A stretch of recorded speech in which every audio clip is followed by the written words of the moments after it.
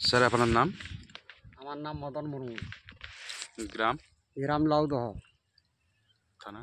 থানা সাঁকরেল, জেলা? জেলা ঝাড়গ্রাম। আপনার এই জমিনে যে কি ধানের ভ্যারাইটি কি ছিল? আমার এই জমিনে ভ্যারাইটি ছিল মানে তেমন একটা মানে সবল ছিল না।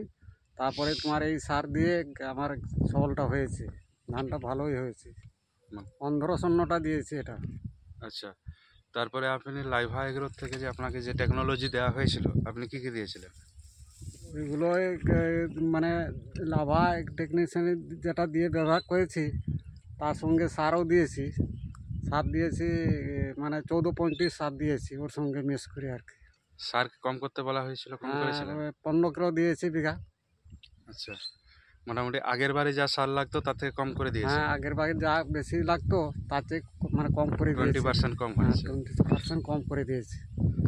আচ্ছা, আর বলবান এইটা মিশিয়ে দিয়ে সারের সঙ্গে আমি দিয়েছি জমিনে আর কি। মহাবলী এবং বলবান হ্যাঁ, মহাবলী আর বলবান এইটাই সঙ্গে মিক্স করে দিয়েছি আর কি। দেওয়ার পরে আপনার নজরের রেজাল্ট কি আছে? আর রেজাল্ট খুব ভালোই এসেছে। গাছের শিকড় তুলে দেখেছিলেন? হ্যাঁ, গাছের শিকড় তুলে দেখেছি, ভালোই মানে শিকড় যাচ্ছে আর কি। সাদা শিকড় হচ্ছে? হ্যাঁ, সাদা শিকড় হচ্ছে। আপনি খুশি মোটামুটি হ্যাঁ, গাছের আমি চেহারা দেখে? খুশি আছি। আপনি মনে করেন এর থেকে ফলন ভালো পাবেন? हाँ এটাই তো মনে করছি, তারপরে কি হচ্ছে এখন আমি। ठीक। देखिए इनका ज़मीन में कितना शाइनिंग आ रहा है। लग रहा है कि ये प्लांट बात कर रहा है किसी के साथ।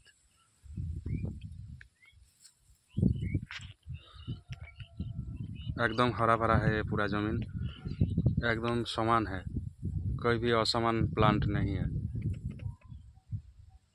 ধানের বয়স কত? ধানের বয়স হয়ে গেল এই 3 মাস হয়ে গেল। আচ্ছা, 3 মাসের গাছ এটা।